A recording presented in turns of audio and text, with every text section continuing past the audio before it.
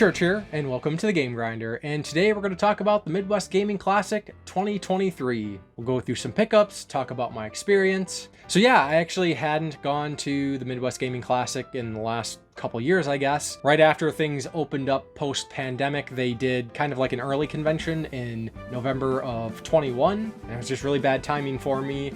And same thing with 22, which they did only a few months later in April, so I wasn't able to make that. But of course, I made it a point to make it this year. I always have a blast going to the Midwest Gaming Classic, love hanging out with friends, and here we are.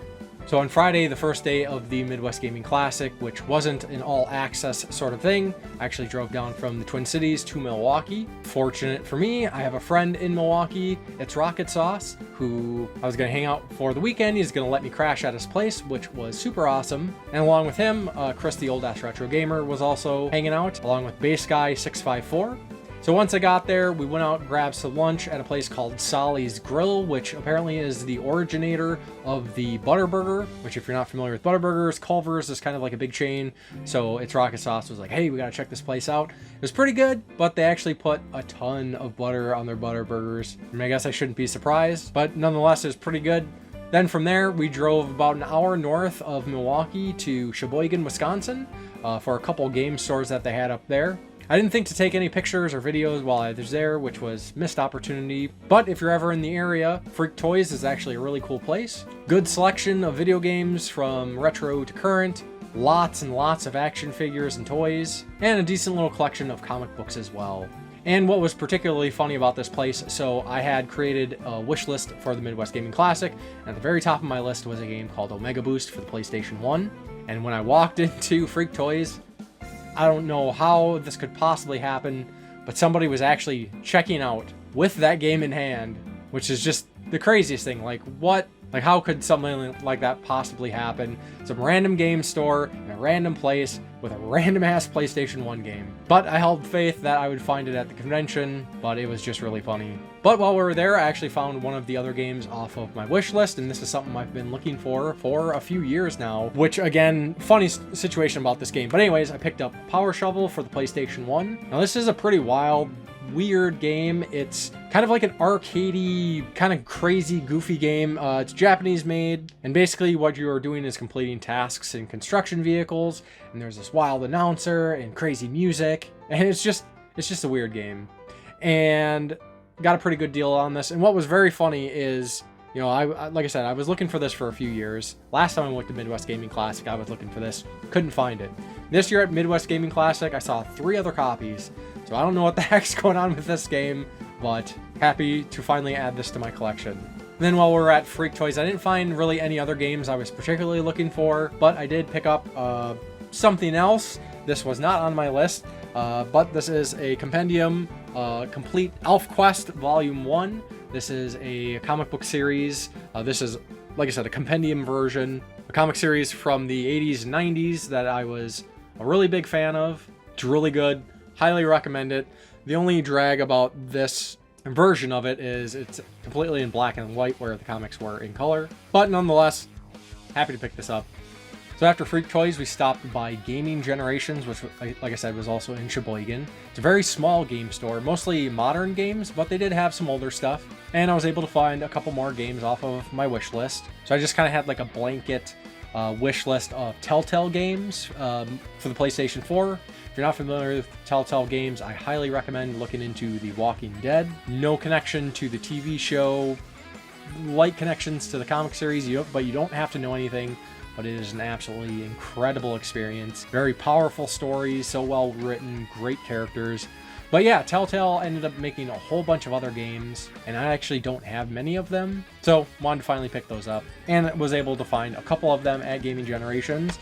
So first up, we got Tales of the Borderlands, which is, as it says, Tales from the Borderlands connected to the Borderlands series. I actually don't know a ton about this, but I hear it's pretty good. The humor is all there, but it plays a lot different. You know, these are more of like a modern sort of point-and-click adventure games, very story-heavy, with some gameplay elements, but they're more just basic moving around, make decisions, interact with some objects. And then one of the other, like, more highly acclaimed Telltale games is Wolf Among Us. I still haven't played this one. From my understanding, they're actually making a season 2. Telltale actually kind of folded in on itself. They spread themselves too thin trying to put out too many of these games. Things didn't really work out for them, so they went under. They got bought out or something. I'm not really sure the details, but they've kind of restarted. They haven't really put out any games yet, but I know they're working on Wolf Among Us Season 2, and I think they're working on The Expanse as well. So we'll have to see how that goes. Then after that, we headed back to Milwaukee. Chris, the old Retro Gamer, was actually doing a favor for Brett Weiss, who is a author of a whole variety of video game books. I've talked about some of them before on this channel. If you'd like to see more, you can check out some of my older videos, the SNES Omnibus, as well as the NES Omnibus, and then he also did some like year-focused games and consoles, another book that I covered. But essentially, he sent Chris some books, and we needed to drop those off to him, so we went to the convention center, met up with Brett Weiss. We hadn't really figured out how to get the books to him, so he came, met us outside, hopped in the vehicle. We went up to kind of like the vendor parking area, unloaded the books, kind of got to walk through the vendor floor a little bit early just because we were helping out, but we didn't do any shopping or anything. But we decided while we were there to try to pick up our wristbands so we didn't have to wait in line Saturday morning. But everybody else kind of had the same idea, and the line was absolutely ridiculous. So we decided that, you know, we're going to go out, get some dinner with some other people, and then we're going to come back later. And while we were there, we actually ran into Canadian Retro and Retro Pixel, who I know from the Cartridge Club. They had flown down from Canada to check out the Midwest Gaming Classic. They hadn't been there before, so that was really cool. And we recruited them to join us for this dinner plan that we had. So it was really cool that It's Rocket Sauce has a friend that's the head chef at a place called Flower Child, which is a really good pizza place in Milwaukee. So we all headed over there. We also met up with Tiger Chainsaw and Lame Dad. Tiger Chainsaw is also local to Milwaukee. Lame Dad is from Texas. He flew up to help Tiger Chainsaw host some panels on the bonus stage at the Midwest Gaming Classic on Saturday. And we had a great time, lots of chatting, lots of great pizza, had some drinks, got some shots on the house, which was a lot of fun. It's nice having some connections. So then after that, we went back to the convention center, and the line was non-existent, so we walked up, got our wristbands. Great timing. Then we went back to It's Rocket Sauce's house and finished up the night just hanging out, and we ended up watching a movie called Dead Heat, just kind of like a schlocky buddy cop movie with Joe Piscopo from Saturday Night Live about people becoming zombies. Not like a scary movie, it's like I said, it's like a buddy cop comedy. So then on to day 2 of Midwest Gaming Classic, and this is the main day, a Saturday, basically the biggest day. We got there early so we could have plenty of time to browse the vendor floor, do other things. There were some panels that I really wanted to check out. So pretty much the first thing I did when I got there was just kill a little bit of time in waiting for the Premium Edition Games panel, mainly because it was being hosted by Jeffrey Wittenhagen, along with another Premium Edition person, Tristan. And like I said, these panels were being moderated by Tiger Chainsaw, and he did an absolutely fantastic job. Jeffrey Wittenhagen's a really cool guy. I've known him for some years. He does a great podcast called Video Game Bullshit, which took a few years hiatus, but he just restarted that. So I highly recommend checking that out. And he's also done some really cool books. Complete NES Collection, Virtual Boy Collectors. They're a little bit more like collector-focused books. But if you want to see more of those, go check out Hagen's Alley online. But basically, they talked about Premium Edition games, kind of what they're doing, what's coming up. And after that panel, did a little bit of wandering around, trying to find some of the things I was looking for, and ended up running into my friend Tom, Movie Tom, who I'd previously made a deal with to buy a couple of game guides from him, and he brought those to the Midwest Gaming Classic, so I'm including them here. So first guide I got was the official Brave Fencer Musashi strategy guide. This is for the PlayStation 1 game, Brave Fencer Musashi, which was in that really primo era of Squaresoft when they were doing pretty cool and interesting things. Pretty much Super Nintendo and PlayStation 1 era Squaresoft is all gold as far as I'm concerned. But I've never had the guide, happy to add it to the collection. And then from Tom, I also got the Final Fantasy Anthology Strategy Guide, mainly for Final Fantasy VI, but it also includes a guide for Final Fantasy V, Final Fantasy VI being one of my all-time favorite games, so I wanted to get the guide for it. Then I made my way back to the bonus stage to see the Game Beaters panel. They were talking with some homebrew devs or indie devs about homebrew games or indie games, primarily for older systems like the NES. And that panel was a lot of fun. So then after their panel, I did a little bit more bumming around, kind of looking for things. Like I was hyper-focused mostly on PlayStation 1 games. I was actually kind of surprised with the selection of PlayStation 1 games at MGC this year. They seemed very lacking, and a lot of people who had PS1 games had a lot of just not great games, you know, a lot of sport games, a lot of really cheap, you know, run-of-the-mill games that not really many people want. But I did come across one vendor that was selling a bunch of older, like, carrying cases and game bags and whatnot, so I ended up picking up a little satchel or some sort of bag for the PlayStation 1. Of course, it's perfectly sized for the PlayStation 1 console, but I ended up leaving my backpack in the car. So this was a perfect way to carry around the things that I was picking up, and got a pretty good deal on this. And I'll actually be using this pretty frequently. I do play Dungeons & Dragons quite often, and this is probably going to be my bag that I'm going to carry around my books and stuff for, to and from those sessions. So then after that, I went back to the bonus stage for Tiger Chainsaw's panel. He was moderating all the panels throughout the day, but he also had his own panel, 15 game facts, which was great. A lot of cool facts I didn't know. He does the only video game talk show and covered a lot of facts from various guests that he's had on, and that was co-hosted by Lame Dad. And then again after that, went back to the vendor floor looking for some of these games that I had on my list. And what do you know, I ran into Omega Boost, which was the game, like I said, I was looking for, that somebody was buying at Freak Toys when I walked in. Now this is a sci-fi on-rail shooter. I don't know a ton about the game. I saw something not too long ago and thought it looked really cool, so I threw it on my list, and I was happy to find it, and I can't wait to check this out because it looks really cool.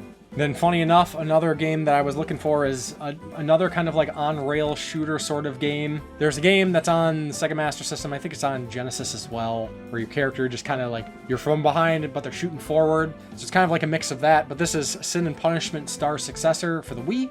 And this is actually brand new sealed. Not that I was really looking for a sealed copy of this, but I saw some other people that had this. But for the same price, this is sealed, although there is a little bit of damage to the front of it. Looks like something got like pressed on it. But I figured, what the hell? Guaranteed that this disc should work. I guess I shouldn't assume anything. But yeah, another really cool looking game. And I can play this on the Wii U, so I can get it, you know, so it will play just fine on HD TVs. So that's really cool. So as I was browsing around the vendor floor, I ran into a few friends, saw Back in the Day Gamer, chatted with him for a little bit, ran into Brett Weiss again. He had a table, he was selling some of his books. And a highlight for me was running into John Riggs, who was there selling some of his home brews. But I hope everybody watching is familiar with John Riggs. Really cool guy, does some great videos about game repair and talking about other home brews. Just a really, really great guy.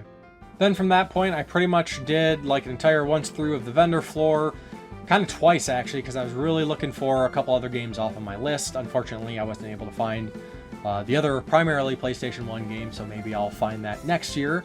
But Chris and I were wandering around checking out some of the areas at the convention. Kind of the other big area at the convention is the Arcade and Video Game Museum, which has tons of arcade machines that you can play for free. Pretty much every gaming console set up with games to play. And then there's a small area that had some indie devs with some of their home brews or other games that they were showing. And we walked by this one table that had a TV with basically the trailer running on loop for this NES homebrew game that looked absolutely awesome. Kind of the buzzword that I caught was a Zeldavania. I think he used that term just to give people a little better idea of what it was, and that is Dungeons and Doom Knights. And the developer had some copies of this game for sale, and I was instantly impressed by what I saw. I asked him about it and kind of, you know, give me the quick sell on it, and he says basically Simon's Quest. And Simon's Quest is my favorite NES game, so I really liked what I saw, decided to pick up a copy. He had a standard version, this is cart and the manual, but then he also had a collector's edition which had the gold cart, and Chris the Old Retro Gamer picked up that version. But at this point my funds were getting a little low, so I decided to go with the standard version. And along with that, he also included basically like a bonus guide. This has some information kind of about the game, some secrets and whatnot, which is really cool. He put a lot of work into this. And what was that kind of interesting back at the Game Beaters panel when he was talking to some of those other homebrew indie devs is they asked them a question of like, who was one of their favorite developers, or who made, like, what were some of their favorite games, and all three of the developers like pointed over to a guy that was kind of standing back behind where we were sitting, and it ended up being this developer. And now I see why. I actually, the first thing I did when I got home from the convention after settling in was fire up this game, and after a couple days I'd beaten it. Really cool game. Definitely recommend checking it out. There is a digital, you can just get the ROM version of it too. Then from there we wandered over to the World of Nintendo exhibit, which was pretty cool. It was set up just like an old display area that you used to find at game stores or retail stores in the height of the NES Super Nintendo times. Tons of old signage and displays and mock game boxes. Really neat blast from the past. Then I wanted to swing by the Guys Games and Brews room. There is a friend that was there showing off some TurboGrafx stuff, Joshua Turbo of the Game Huggers, but unfortunately he was out of the room at the time. But we'll always have an opportunity next year. So then after a little bit of a wandering, we all met back up, and we had made plans to meet up with a whole bunch of other people at a place called 3rd Street Tavern, which was within walking distance of the convention. We drove there, which is kind of a cluster because there was a big event in town, some boxing match, and parking was horrid, but we ended up making there. We were a little bit late, and there was a whole bunch of other YouTubers who'd stopped in to hang out. Met up with Canadian Retro and Retro Pixel again, and had a great meal, had some drinks, got a few more photos, and overall had a great time. This is definitely a place I would like to go to again, since it's so convenient. Food is great. So hopefully next year we will make that happen again. Then after that, we all kind of went our own ways. Our group went back to its Rocket Sauce house, finished the night out watching Sword and the Sorcerer. And then the morning Sunday, they went back to the convention, but I decided to head home because I had a pretty decent drive. But yeah, that was kind of my long-winded, this is what happened at MGC. If there's a few pictures I wasn't able to show, I will show them at the end of the video. But basically, these are the same ones I posted on Twitter and Facebook and Instagram. MGC is always a great time. It's always great to see friends. It's one thing to talk to them online. It's another thing to be able to hang out with them in person. So yeah, let me know your thoughts. If I didn't see you at the convention, I'm sorry I missed you. And if I saw you at the convention and I didn't give you a mention, I apologize for that. But I hope to do it all again next year. And of course, as always, let me know your thoughts on some of these pickups. Have you played these? Are these games you're looking out for too? And then as always, thank you very much for watching, and I will talk to you next time on the Game Grinder.